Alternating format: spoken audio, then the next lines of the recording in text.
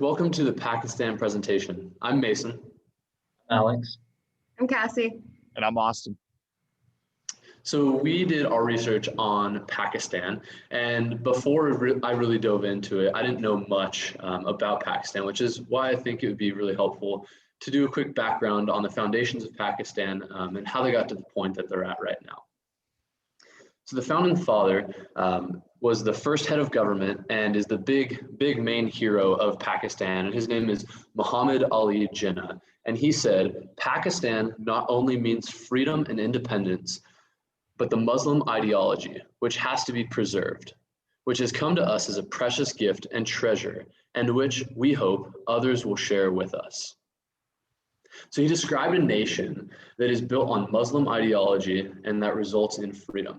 The official name of this country, Pakistan, is actually the Islamic Republic of Pakistan, which shows this intense Islamic-centered foundation. So fast forward 74 years, and we see the same fundamentalist Islam, but it's driven by the Taliban, it's upheld by few, and it's impacting everyone in the nation.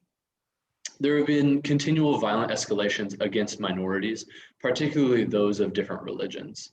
And it's disabled economic development, and it's kept millions in poverty because of its values.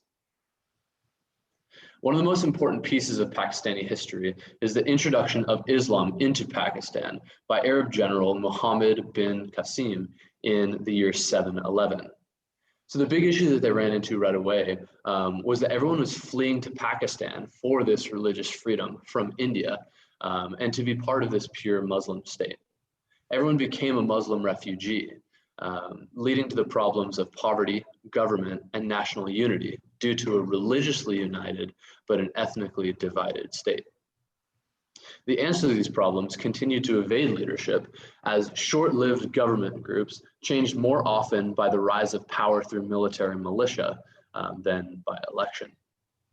When the first Constituent Assembly was dissolved by the Governor General before it could be approved, a second assembly convened to draft the first constitution in 1956, establishing Pakistan as an Islamic republic and established a parliamentary system of government. The Muslim roots create a unifying ethnos in which those of many different backgrounds can identify, therefore making Islam the in-group. Next slide, please.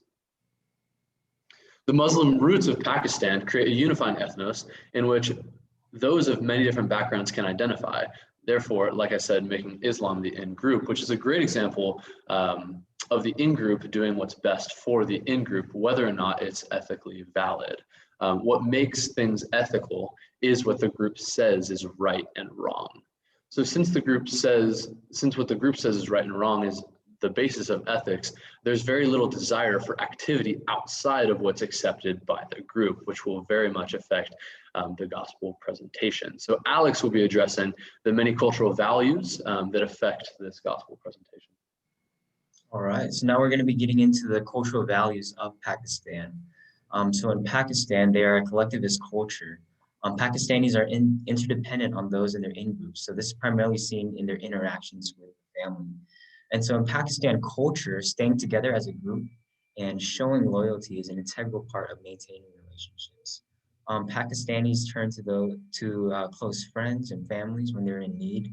There's a deep sense of interdependency within this ethnos. And an example would be how members of a family, they often have expectations of receiving beneficial treatment from one another. And so from this type of loyalty and allegiance, members of the group attain a sense of belonging, security, and personal community.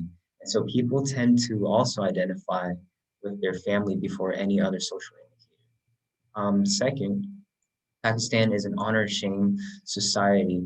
And so Pakistanis will protect their reputation and the image of the people around them by avoiding actions that will bring dishonor and shame upon their name. There are overarching values common to all Pakistanis. For example, like I said, much of the behavior is noticeably influenced to people's perceptions of pride, honor, and shame. And so the concept of honor is deeply embedded in Pakistani culture.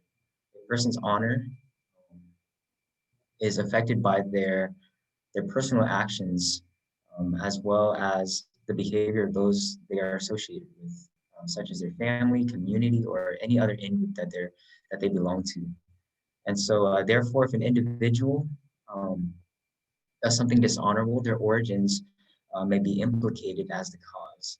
And so in this way, there is a cultural pressure for each individual in that group to protect their personal reputation and the image of those around them. This may require people to give off a public impression of dignity and integrity by stressing their positive qualities and emphasizing their family achievements and adhering to social expectations. Their culture is also a patriarchal culture. And so the father of the family is the head of the household and holds power within that family. And so traditionally, Pakistani families are patriarchal. And so in this way, the senior male is the head of the household, and then it's followed by the senior female. And from there, finally the children. And so individuals are associated with their fathers primarily. And upon marriage, a woman will move in with her husband's family and be considered one of them. And so the head of the household holds the power within the family, usually makes the important decisions on behalf of the family and its members. And so we also get to relationships. And so that's another important part of the Pakistani cultural values, that they're very, very relationship oriented. So Pakistanis, like it says, are relationship oriented. So it's important for them to be acquainted with those around them. And these people in this culture, they seek long-term relationships. And so it's also connected to how they are a collectivist culture, is that they seek long-term relationships, and they want to have a sense of belonging to a group. And so one way that they show that they care for each other is through hospitality and being there for one another in times of need. And so now we're going to be getting into the intercultural communication in this Pakistani culture. Thanks, Alex. Yeah, so looking at how we want to communicate with this new culture of the Pakistani culture that Alex has explained so well, some things to consider when going into it as a Western person is that they have a strong aversion to uncertain situations. So interacting with someone who is avoidant of uncertain situations can seem odd or unnatural for a person coming from a low uncertainty avoidant culture like ours. A person from a high uncertainty avoidant culture may seem nervous, superstitious, and will not try new things easily. But this should not be discouraging for anybody who's going to share the gospel. It's just the way that their culture functions, and we just need to be aware of that. Another thing we need to be aware of is that males do not communicate with females regularly due to the masculine culture. So kind of like what Alex was saying with the patriarchal views, when going into it, you want to be aware, as like for me personally, a female, I would not go and speak directly to the head of a household male. I would speak with the wife or woman of the house, because that is what is culturally expected of me. Whereas it's more culturally expected of and accepted for a male to speak with another male about things like, you know, just general relationship stuff and sports and things like that. They are highly individualistic, or they're not highly individualistic. We are as Americans, but they are not. So this can affect communication because there is a strong us versus them mindset. And for them, it is important to be seen as part of an in-group, or you will be seen as an outsider. And what that can look like is if being Muslim is the in-group, then they're not going to want to listen as much to what you have to say about Christianity, because they would much rather stay within their comfort zone and in the in-group than venture out to the out-group, or being an outsider. So next slide, please.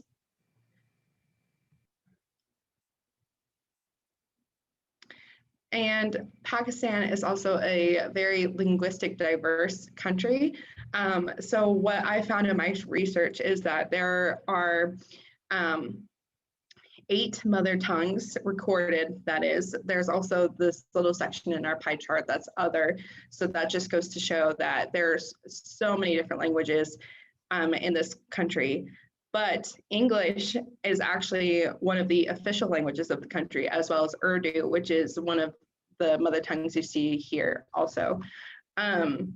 This can make it easier for us as Americans or any really native English speaker to go and spread the gospel with Pakistanis, because they already have some knowledge of English, because that's what they use when they're doing official business or in school or probably in supermarkets.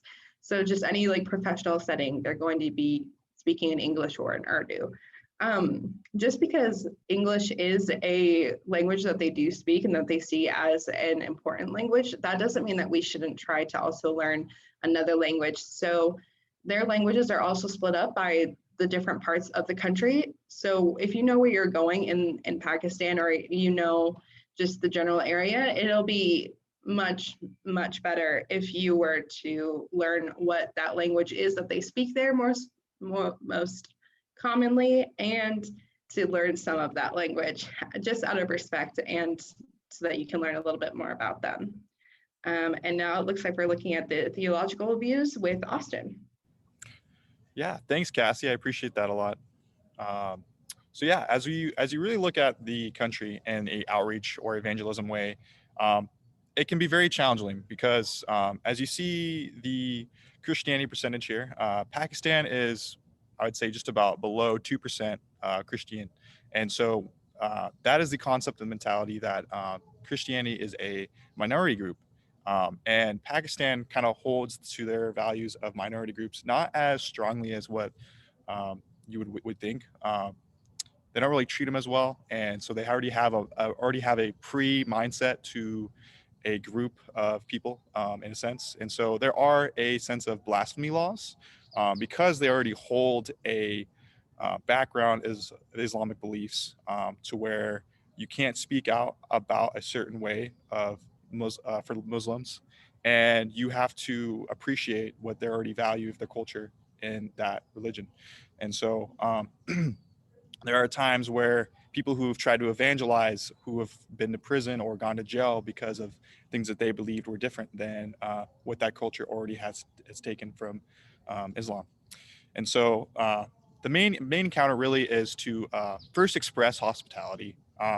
Christians and just people who are evangelizing take the opportunity to just help out, share, and just be in love with the opportunity to help out in schools, help out in hospitals, and to express to those people who already have a more of a trust and credibility for those who are just more hospitable. And so as you continue, you have to understand, like what Alex was saying, that there is a value of a collectivist culture. So speaking with the head of the house is very important because you cannot really reach to to a tribe or to a community without first speaking to the head of the house. Next slide, please. So when reaching out to the head of the house, you want to make sure you bring a group with you, because as a culture is a collectivist group, bringing in a group of you guys to a home or to a community represents that you guys are respecting the same culture in a way and not conflicting directly with one another. And as Cassie was saying, in the sense of the masculinity culture, is that you need to be able to use the way to evangelize with man on man versus with woman to woman. And speaking with the head of the house is a way to let them know that you respect the understanding of how the patriarchy works, as Alex was sharing. So when we do begin to share God, some of the big differences that we need to know is that God is a lot different than Allah in their country. And so sharing that God chose us and having hospitality when sharing that is different, because in their country they see choosing God is a workspace, and knowing the differences between what I do and what you do. And so when you continue on to that, you have to express the differences of the values of sins. They have the balancing of sins in the sense of whether that's sense of this is being worse than a certain sin. And so they work towards making their relationship with Allah a lot different than we already knowing that our choice with God has already redeemed us. And so, yeah. So as you continue on, we go to the point of those who maybe already are Christian in some of these communities where they already have a struggle with living their lives as Christians because they already have this sense of blasphemy law where you cannot outspeak about believing something different than what Muslims already believe and what their community has already believed in. Yeah, so there's been instances where opportunities where people have to work and they have to stand in their faith and stand firm because they are being counteracted. And so, yeah. And so as we share, we just have to be aware of those things with the values and the communications. And so, yeah, we can move to the next slide now. And so, yeah, as a conclusion, I just want to thank you guys. We all thank you guys for reading in and listening into our video. I appreciate you guys. Thank you.